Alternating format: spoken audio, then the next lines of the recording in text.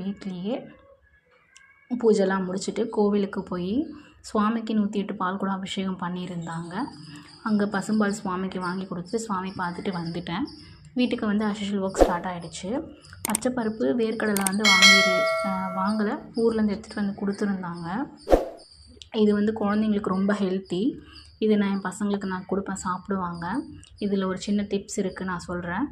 Evening எல்லா வேலையும் முடிச்சுட்டு பூஜை பண்ணிவிட்டு சுவாமிக்கு வந்து செவ்வரளி மரலை வாங்கி கட்டி அவருக்கு கொடுத்துட்டு சுவாமி பார்த்துட்டு வந்துட்டேன். இன்றைக்கி வந்து சுவாமிக்கு பால் வாங்கி கொடுக்குறது ரொம்ப விசேஷம். இந்த பச்சைப்பருப்பில் ஒரு சின்ன டிப்ஸ் இருக்குது. குழந்தைங்க சாப்பிட மாட்டாங்க ஒரு சிலர்.